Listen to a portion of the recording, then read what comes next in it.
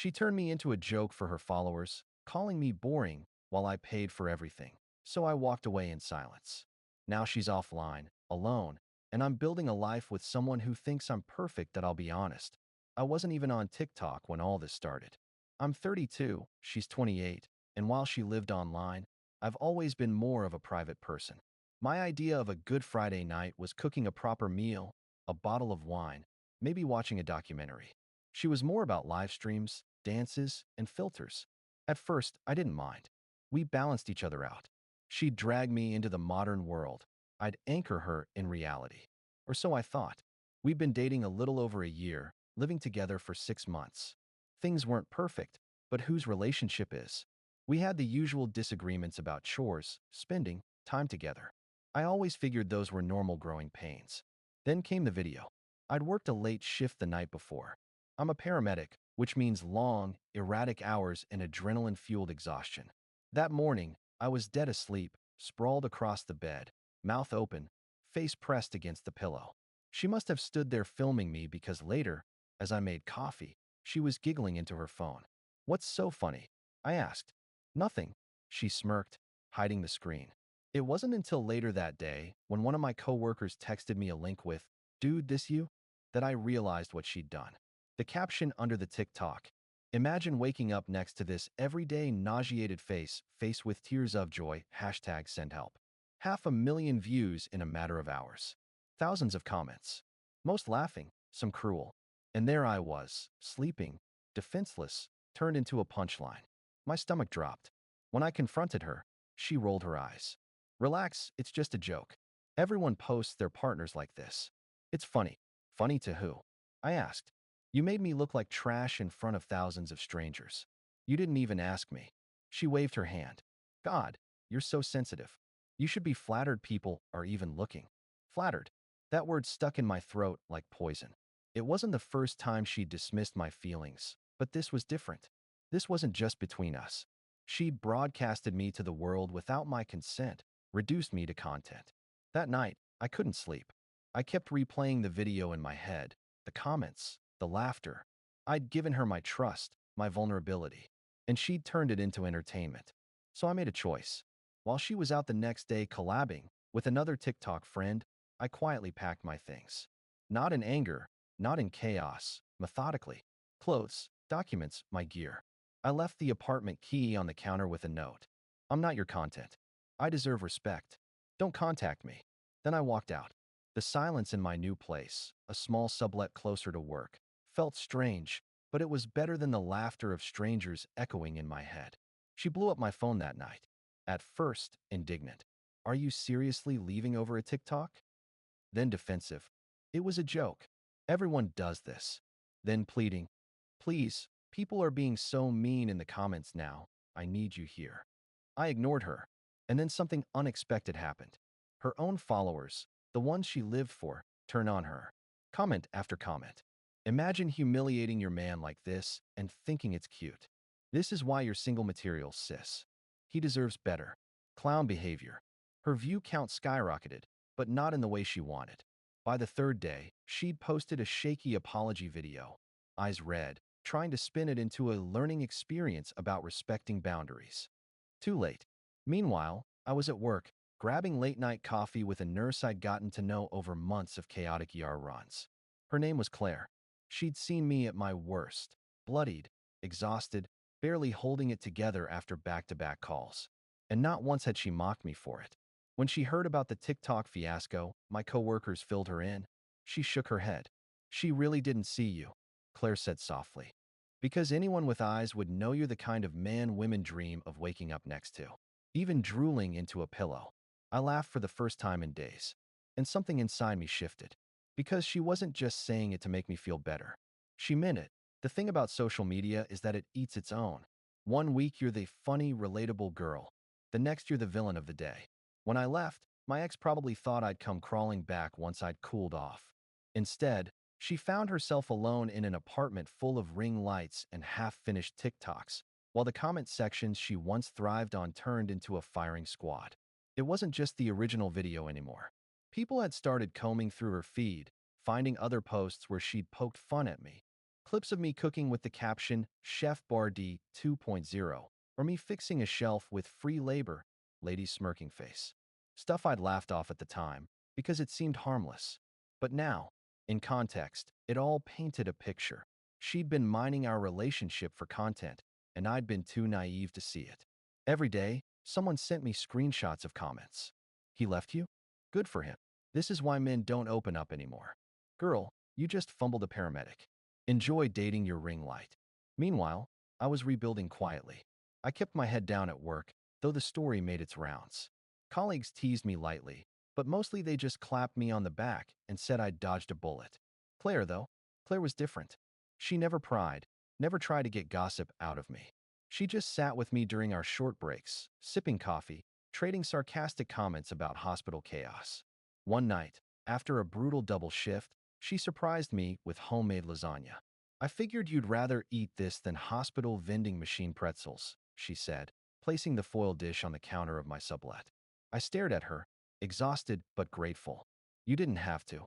I know, she interrupted. But I wanted to. That wanted to hit harder than I expected.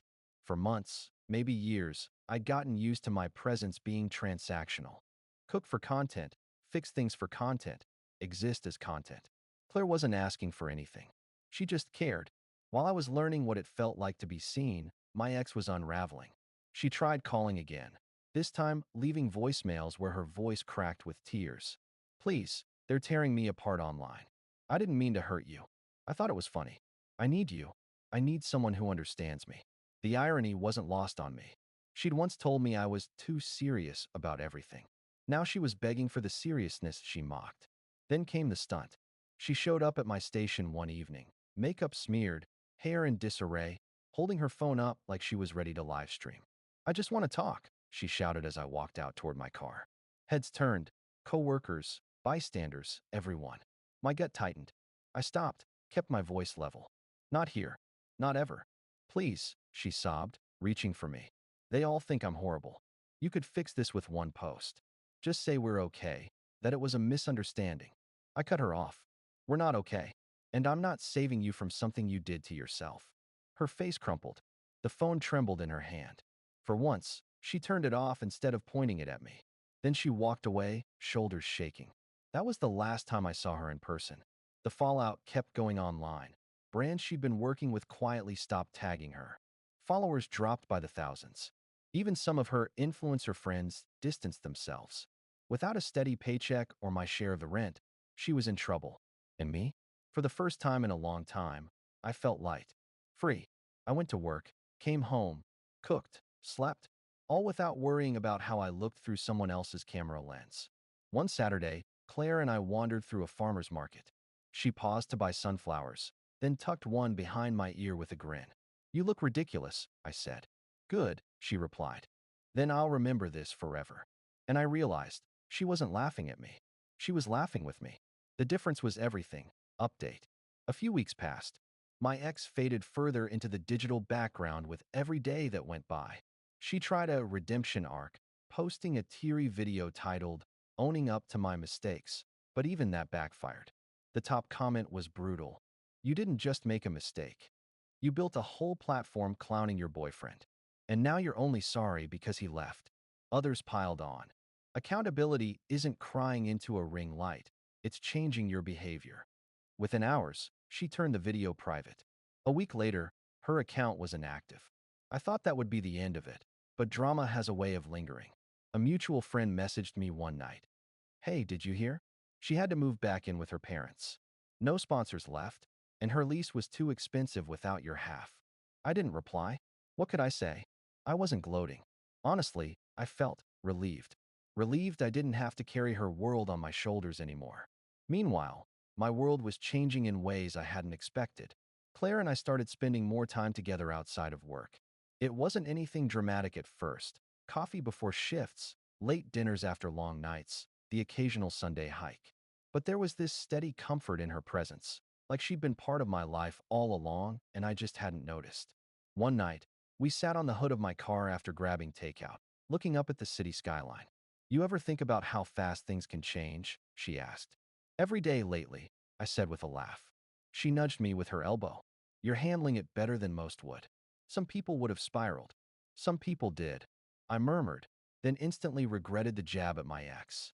But Claire just tilted her head sympathetically. You didn't deserve to be treated like a punchline, she said softly. That was the moment I realized I wasn't just moving on, I was healing. Because someone finally understood. As weeks turned into months, my ex tried reaching out again. Emails, DMs from burner accounts, even a handwritten letter that showed up in my mailbox. She wrote about how lonely she was, how she'd been pressured by the influencer culture to make content at my expense, how she missed the stability I brought to her life.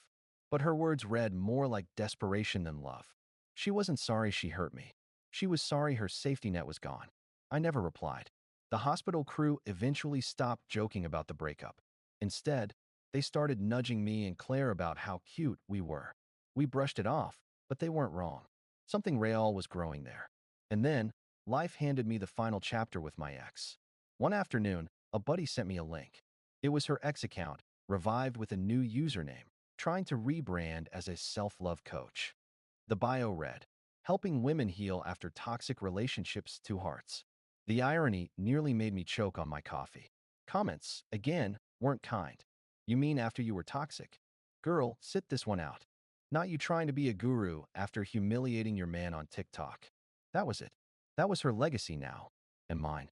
I was in Claire's kitchen that night, sipping wine while she stirred pasta sauce, laughing at some stupid joke I'd made. She looked at me with this warmth that didn't need cameras, didn't need an audience. And I realized I'd traded being content for content, for being truly happy. For the first time in a long time, I wasn't someone's punchline. I was someone's person. Final update.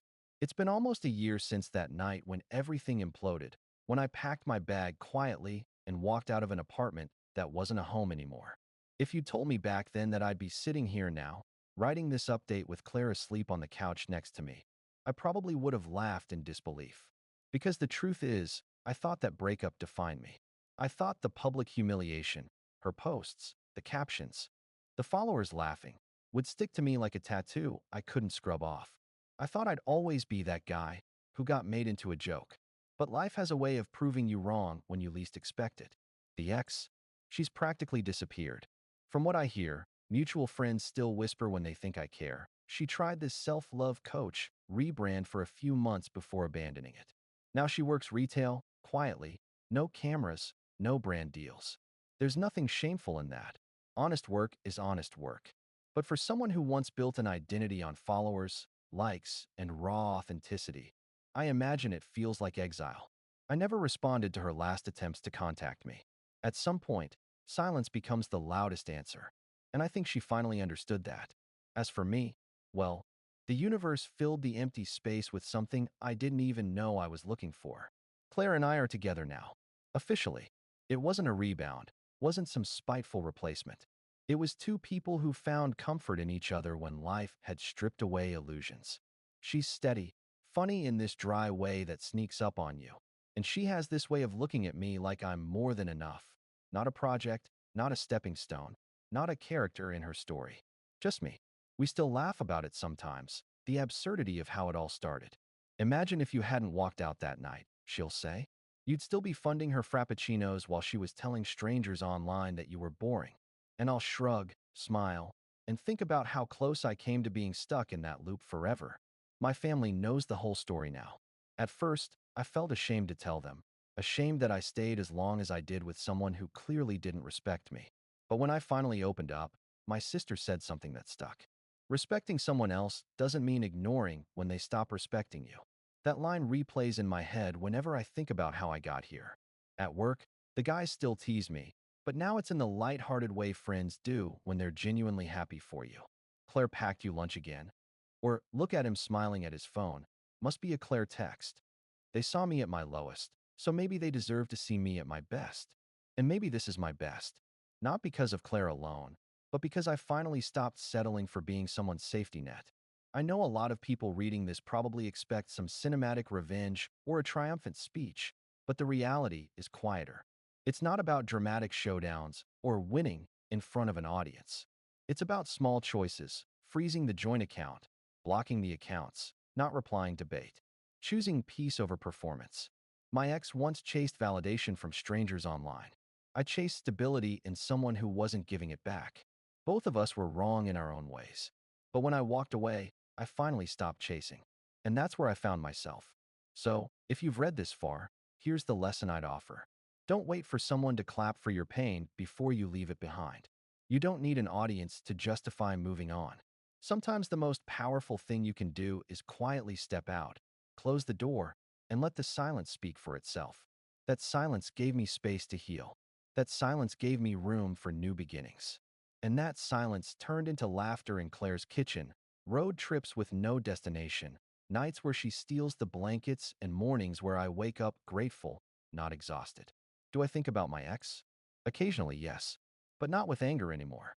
More like when you think about an old scar. You remember how you got it, you remember the pain, but mostly you're just glad it healed. She taught me what I would never accept again. And in a strange, backwards way, that's a gift. So here's my final word on it. I'm not her punchline anymore. I'm not her content. I'm not boring or replaceable. I'm loved. I'm respected. I'm free. And honestly, that's the kind of story no caption, no TikTok, no viral post could ever capture.